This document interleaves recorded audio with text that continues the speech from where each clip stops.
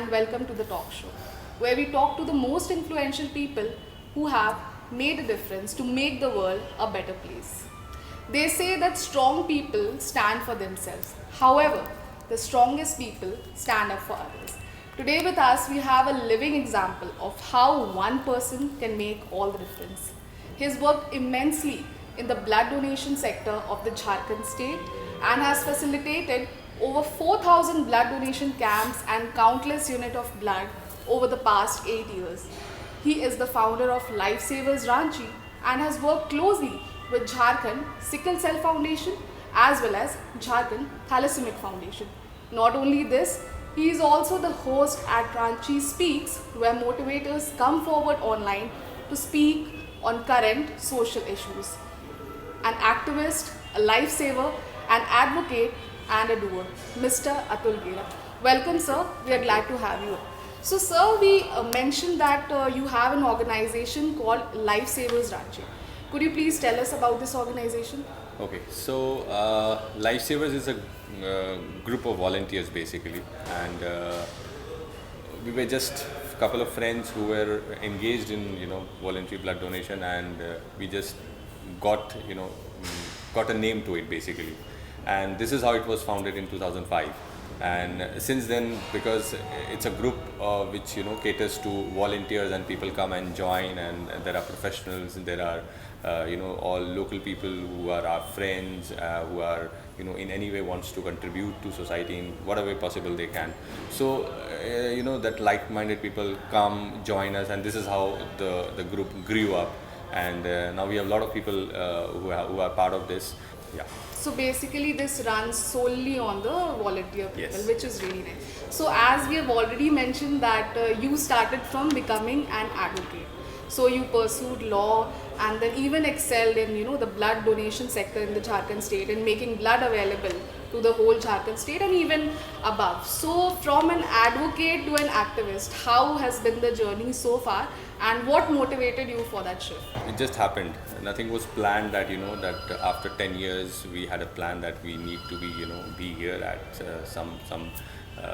some stage of life, but it just happened. And I think whatever we did, that was need of the hour at that point of time.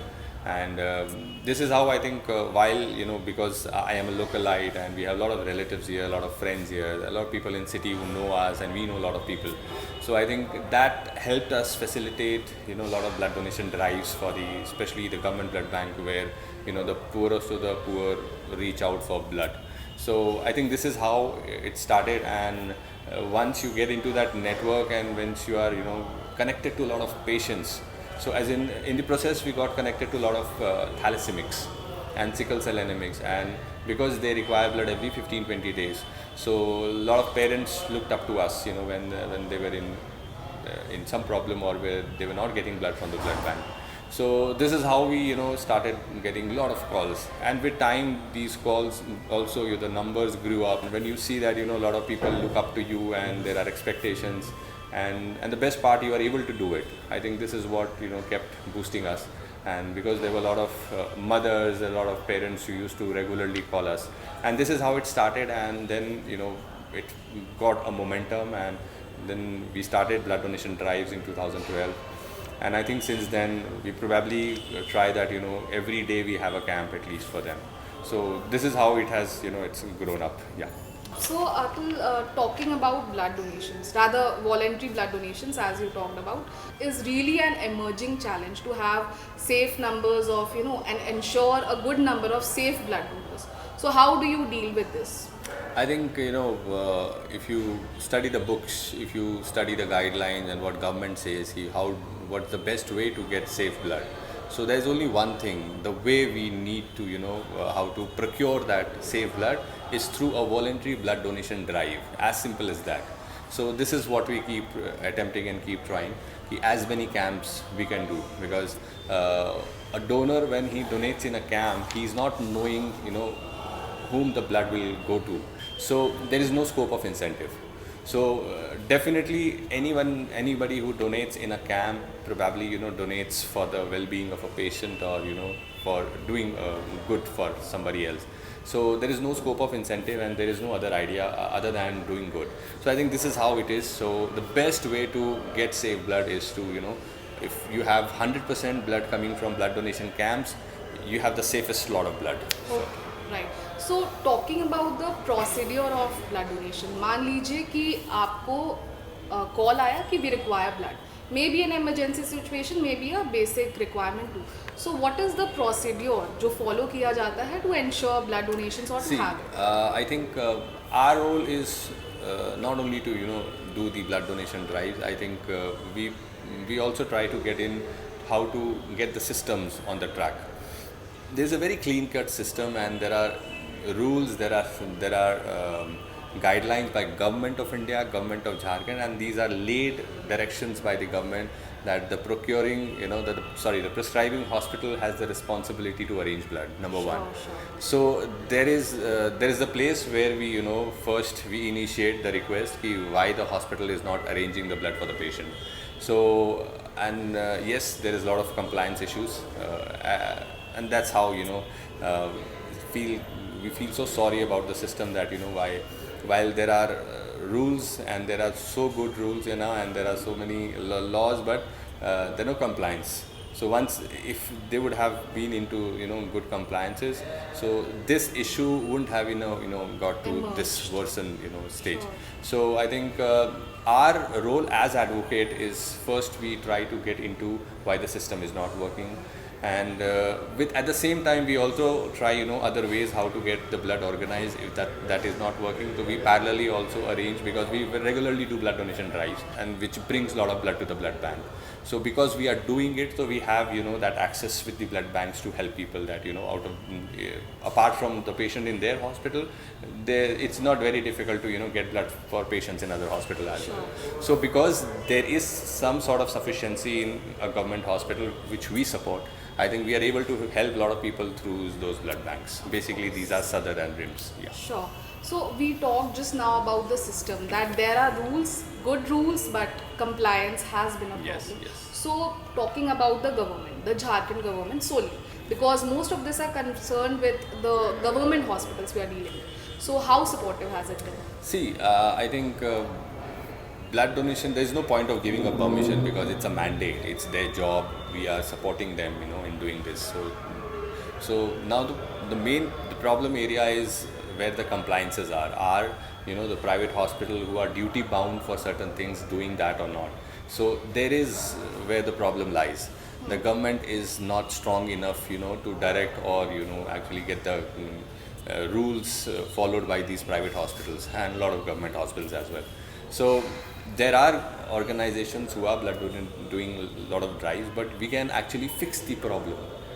The government, if the government wishes, they can actually fix the problem, and it is not difficult. It is so easy. We have 600-700 private hospital in Ranchi itself. And average requirement for Ranchi city is 300 to 400 units per day. Per day. So what we tell them that if one unit, one hospital, one day. Any private hospital you see are so resourceful, so many people, so big manpower. It gives me so much pain when you realize that these people have departments of marketing.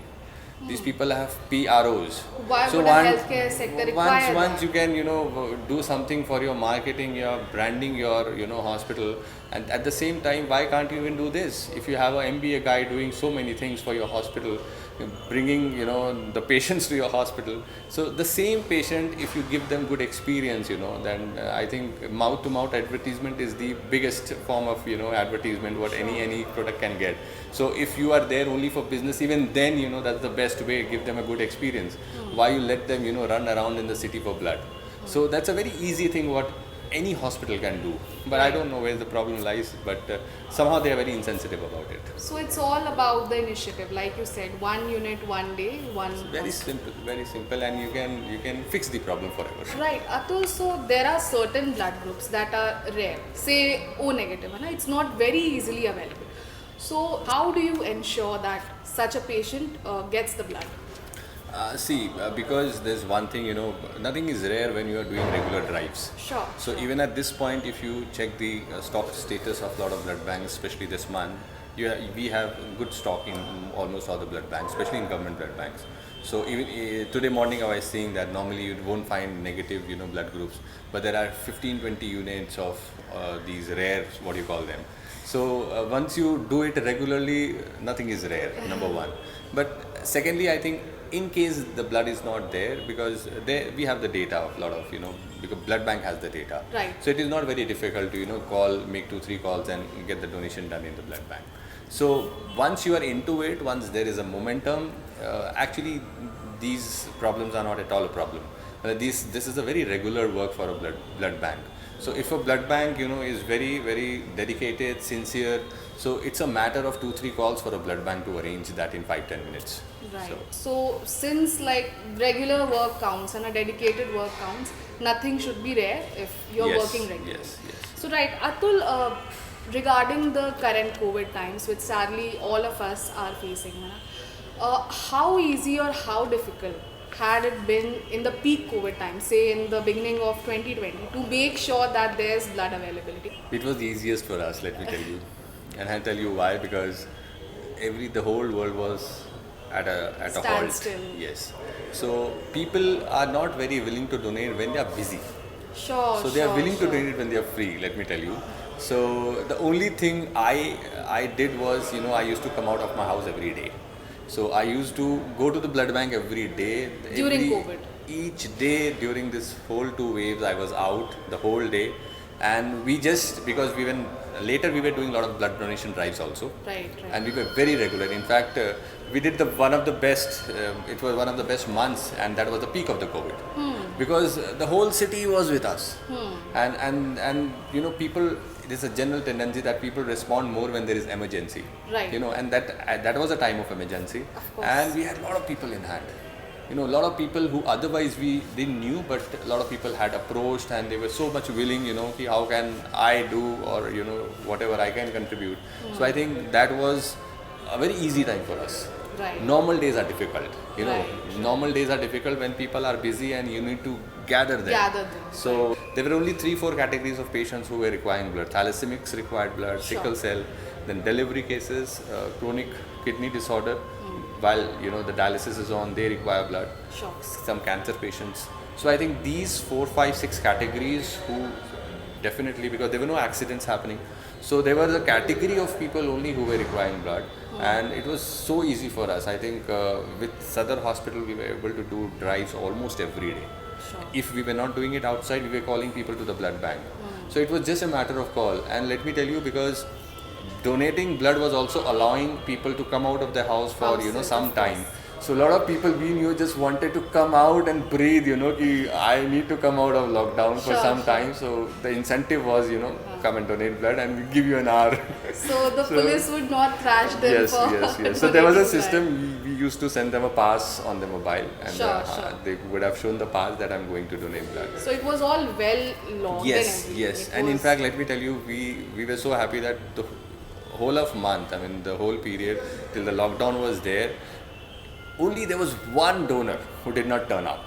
Right. But what I'm trying to say is that as many, the passes were issued, 100% people came down to the blood bank, donated blood and went back. So I think that also gives a lot of confidence to the system and the whole, that there were no fake, that passes, nothing was getting misused. Only people who were willing and they actually came. And yes, a lot of people wanted to just roam about, but they had very little time of half an hour, Right, So right. while we gave them that space to So, breathe, and while before you that give they need to them get that back. space to breathe, they are actually doing something Yes, good, right? yes, So yes. that's better. This is really an interesting fact where the world was at a standstill. Mostly we hear negative things about COVID, but in this sector they were actually at a relief where so many people turned up because they were free. We hope for such times more. So moving forward, we often hear of plasma therapy for corona patients and certain controversies regarding this as well. So could you explain to our viewers like what is plasma therapy for the corona patients? See, I think at that time what they were trying to do is, and which got obsolete later on. So it was not a very uh, not a very thorough thing. It was all experimental. Everybody knew it. Sure. So it was all hit and trial happening that time, and there were experiences of doctors which actually added a lot of confidence to the whole plasma thing that it's working, and there could be other reasons which made that thing happen. Maybe the patient got recovered, but there were feedback from doctors that that plasma is working. So it was the plasma which was being taken from the recovered patient. While seeing that very closely, Right. so we knew it that it was not working.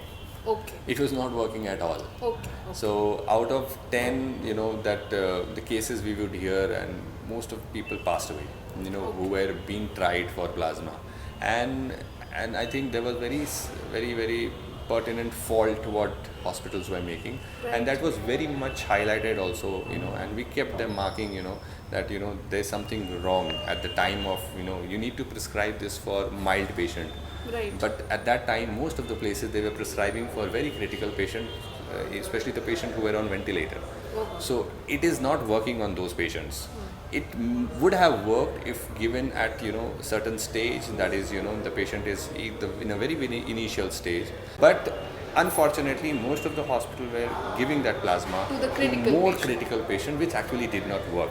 So we kept on hearing, while the plasma, it was not very difficult for us. Again, because we were doing this every day and we have been doing regular camps. So while doing that plasma, we applied the same thing what we do for regular days. That time, I think the whole district administration was very pro and very open to the idea that we need to make it very convenient for the people. Right. So the blood bank, the hospital, and the administration, I think together we could really facilitate it really well. That on an average we were collecting 40 to 50 samples every day, and Right. we were getting more than 15-20 donors every day. Every day. Every day. So certain times we had surplus, plasma. So what we were trying, we were calling people continuously, ki please keep on donating, so that there is sufficient plasma, so that we can counter any kind of panic which might come if there is scarcity. We also found that a lot of hospitals were actually prescribing to distract the patient's family at the last moment, because when the patient is on deathbed, there is no point of prescribing plasma. You're prescribing plasma, and after 2 hours, even when the patient is not getting back to the hospital with plasma, we get the news that patient is no more. No need of arranging that plasma. And then the question here was, ki, why did you even prescribe it? Right. So that was not the stage to prescribe. The patient cannot die at a mild stage. Right. Definitely, patient was very critical. So the whole timing was wrong. So I think that's what the medical college blood bank here, they had put up a notice that we are not going to give until you tell us the stage of the patient. And I'll tell you something very surprising. The day they introduced this, in the morning we had 15-20 requisitions, the demand, and by afternoon all demands had gone away. There were no demands in the evening. In fact, when I called a few people that your plasma is there, why aren't you going and taking it? The doctor has refused. We don't need the plasma now. I said, why? I mean, an hour, 2 hours back, it was a life-saving drug, and after 2 hours, the same doctor is saying we don't need that. Right. So I think there was a lot of faults in the system. But again, I think we were good and on time, a little late, but still on time in putting these checkpoints and alerting people that this is not working. So what we could do is we could tell the administration, see, this is not working and you need to do something.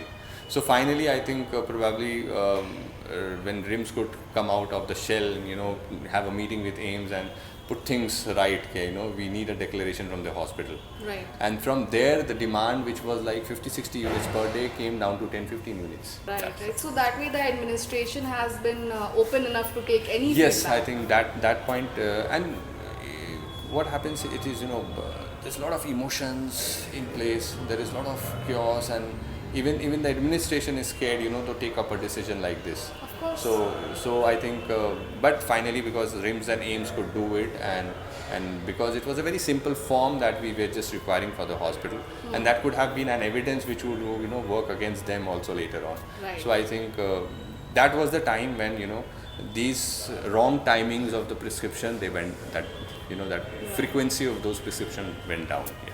Could you please tell our viewers कि a person who has maybe recovered from COVID, is he or she eligible to donate blood? Yes, absolutely. There is no problem in that. Once you're fit and fine and you're out of COVID and you are otherwise, normal, not on medication, you can definitely donate blood. Right. So social distancing doesn't has to mean social disengagement. Yes, yes. You can still donate blood, you Yes. can help the people. Yes. So while there was such a strain on the healthcare sector, especially during the second wave, but sadly there were certain malpractices in the form of price hike of medical kits, oxygen, hospital beds, and even ambulances. Even in the I think sector of blood donation, this happened because of the involvement of middlemen who manipulated the prices. So did you have to like face this? Yes, yes, obviously. I mean, if you go on our Twitter, I think all the time we were on Twitter, telling the government, alarming the government, alerting the government that, though the capping was done on hospital charges, but there were Right. no compliances. Ambulance charges had gone like for 2-3 kilometers, they were charging some 5-10,000 rupees. Right. But I think this is how it is. I mean, everybody was fully into that panic situation, and unfortunately, we that time was, we can't actually blame a lot of people, because people in the people who were supposed to, safeguard the city, their families were also, into that, They were pain. going So through I think this. that was a very tough time. But yes, I think government did respond, and it took a little time. It would have been much, much, much appreciated that, if they could have done a little earlier. So from the cremation, these places, to ambulances, to hospital charges, even this COVID test, what we were being charged for a test at 4,500 in Ranchi, like 4,500 For a and, COVID and, test. and actually it was the duty of the government to have negotiated with the private labs, which unfortunately they did not, and because they know the reason behind it.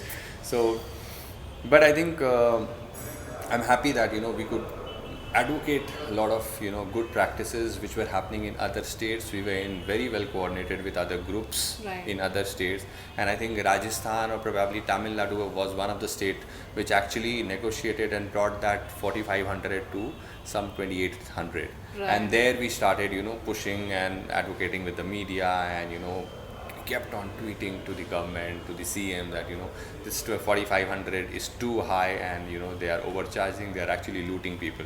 Right. Lot of us could played a little our small role into it, and that 4,500 was brought down to 400 later Right. on. So in phases, like from 2,800, then it came down to 200, to 2,000, then 1,500, then 1,000, now it's 400. Right. So I think similarly with the hospitals, we could raise a lot of issues on Twitter. Right. And unfortunately, only the small hospital complaints were taken up by the CM. And when you used to complain with, or the corporate hospital, so there were no response. Right. So they had brought good, capping for all the hospitals, I think around August. But unfortunately, the compliances were weak, and there are still complaints on Twitter who are, which is still awaits, Still people's, pending. yes, still pending. But that way, Twitter has been an effective. Oh, tool. very, very. I think that credit goes to our CM, Mr. Hemant Soren, because Right. before he was the CM, I think, common people were not heard on Twitter, at least with the With government this- in Jharkhand. right. So with this government, at least one good thing happened, that he became very responsive on Twitter, and this is how the whole department and everybody became active on Twitter, and it became a very important tool. Even in the smaller districts, now we find a lot of people, talking very bluntly and telling the government. They are aware, basically. So raising issues. So I think this credit goes to the government. But at the same time, you gave us a tool, and then you are also not responding most of the time. So, but see, there's a lot of sides. I understand, they are also under pressure. But I think as a government, people come first. So there have been a lot of disappointment. There have been good things also at the same time. So it's a mixed bag, basically. It's a mixed bag, yes. Sure. So you have been actively working for the thalassomic patients, particularly the kids. Yeah. So for our viewers, in just simple words, thalassemia is a condition where the blood does not have enough hemoglobin. Yes. That's the condition, and they require blood on regular intervals. Yes. So how challenging, not just COVID, even before that, how challenging has it been to make blood available for such patients? See, it's obviously it's a daily thing, so it's very challenging because it's not a one day thing. For if you've done it a day and then it's over.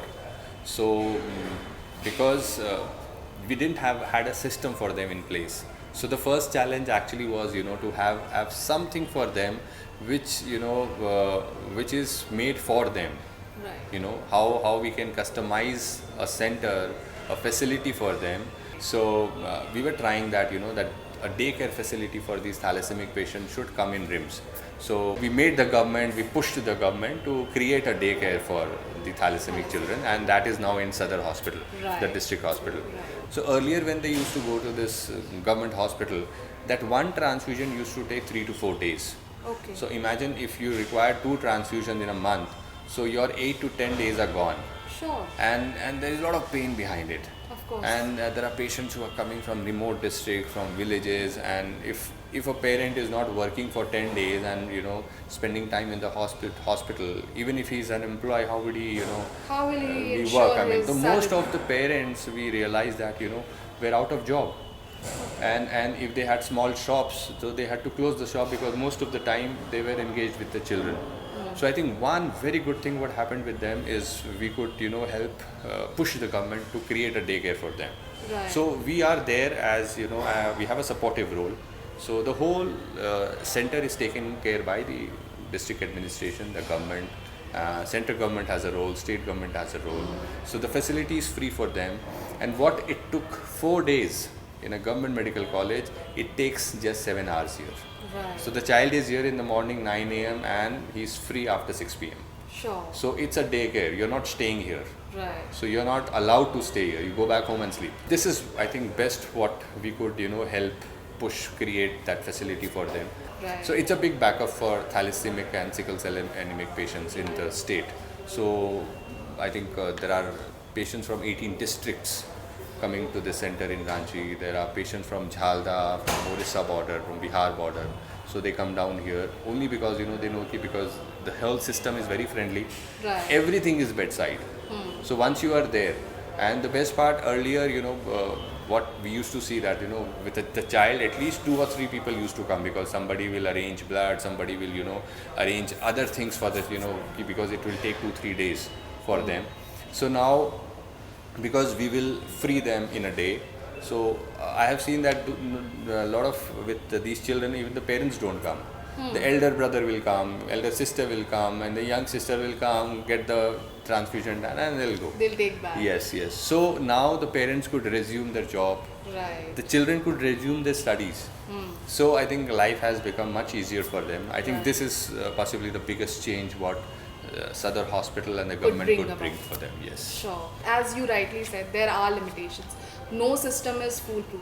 Regarding to the same issue, has there ever been an incident that the availability could not be made and something unpleasant happened? If you could narrate an incident. Yes, I think not in this center, but very recently a young boy died in the medical college, and he was sickle cell anemic, and he was prescribed a unit of blood. And when these patients are in crisis, they have this pain crisis a lot of times, Right. and the crisis gives them huge pain because the blood clots in the joints. Okay. So at that time, I think one treatment what the doctors follow is blood transfusion. That helps the patient. So coincidentally, I was present there in the hospital. I was there for 2-3 days for some personal reason, and even I got that request on my phone. But once I saw that it's a patient of sickle cell disease, so even remotest of my thought, I did not could guess that the boy won't get blood, because especially in the case of sickle cell, because they are when they need blood, they are mostly in pain crisis. So everybody, the whole system and the blood bank, they are very sensitive about it because they know that the pain is very, very severe. Right. It's very severe. Very soon. So and somehow I could not get back to them, and nobody also informed me that and I could not even imagine that it could happen. And early morning that boy passed away. He was a very young boy, and but I think what possibly we could do is, matlab, I cannot bring that boy back, but we have filed a PIL in the court Sure. for him. Just that, to push the government to make these people, understand, and so that there's some deterrent, something, punitive action is taken that these incidents and are not repeated. Right. So, Atul, a message for the viewers. For me, if I had to give a message, I think make it a part of your regular lifestyle. I mean, you do a lot of things in your daily life. This is one thing you should do, and gives a lot of happiness, and you are always in a win-win situation. And once you've donated blood, you have actually, given life to a family, not only a patient. It's a life to the family, and whatever goes comes back in life. So it actually brings a lot of happiness. You might not connect it in a way that at the moment, but definitely by doing good, a lot of good things happens in your life, and it is something to experience by doing it, and it gives a lot of good health to the body. So I think there is no reason, if somebody is eligible, somebody is healthy, so one should definitely go out and do this good job. Sure. Right. So if you are eligible, if you are healthy, you should do it. As the government tagline says, "रक्तदान करे अच्छा लगता है." लगता है, बिल्कुल, बिल्कुल. So thank you so much, Atul. This Welcome. was Atul Gera with us on the talk show. We'll be back with the next episode soon. Thank you.